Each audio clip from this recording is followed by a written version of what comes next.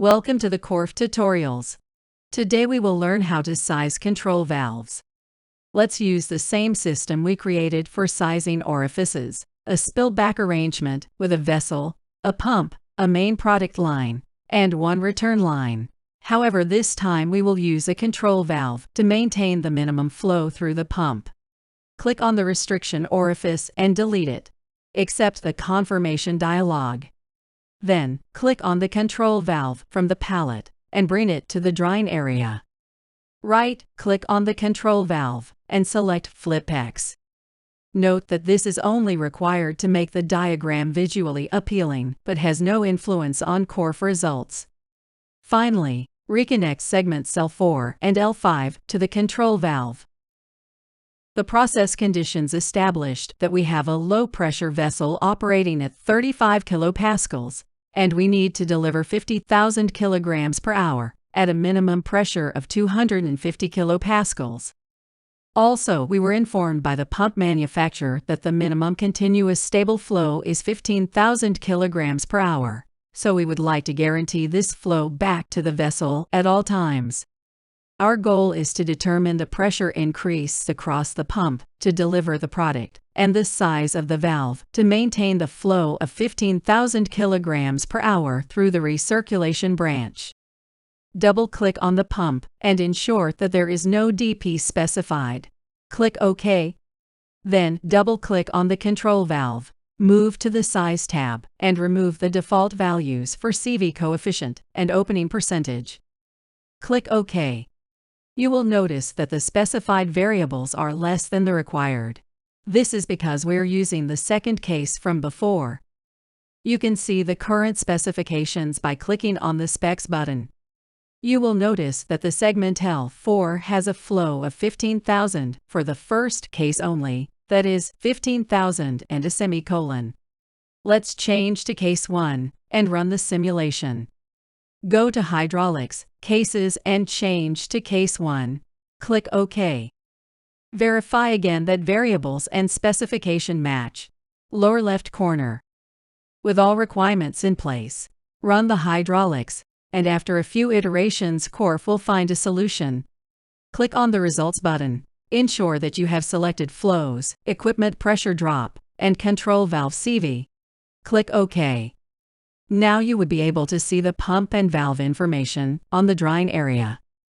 Notice that when it is not specified, Corf will assume the valve is completely open, 100%. Keep this in mind for the next section.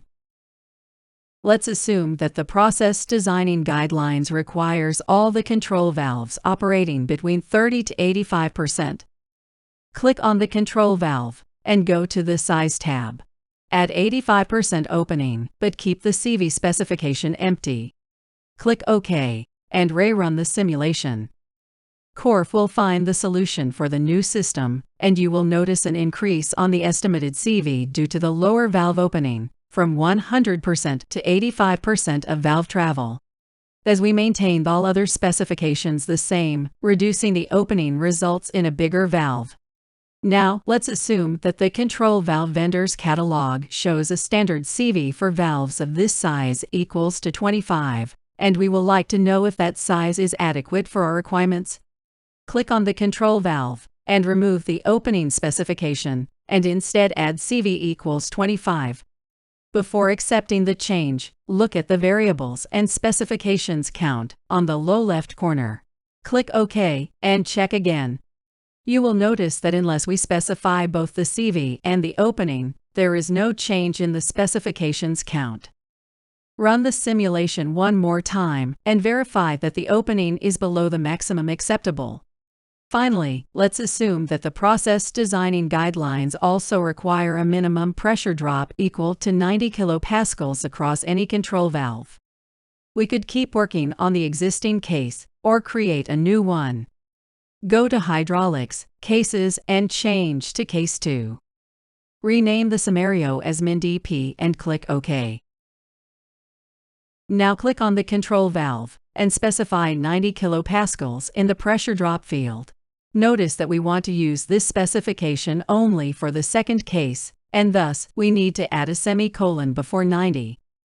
Move to the Size tab and remove the CV value, and add again the limit of 85 for the opening percent. Click OK to save changes. Note that adding the control valve pressure drop for Case 2 completes the required specifications to run the hydraulics. This is due to the fact that we specify the flow for L4 for Case 1 only. However, we could keep that value for all cases and adjust the variables somewhere else. Let's try it. Double-click on the return segment L4. Go to the Flows tab and remove the semicolon. Click OK. Then double-click on K2 and add a semicolon after the E. This would indicate that we only want to use the equation for the first case of the simulation. Click OK, and you are ready to run the simulation. Verify one last time that you are running the second case, lower left corner, and click on Hydraulics. Corf will find a new solution after a few iterations, and now you can verify that the return line pressure is above the vessel pressure. Congratulations!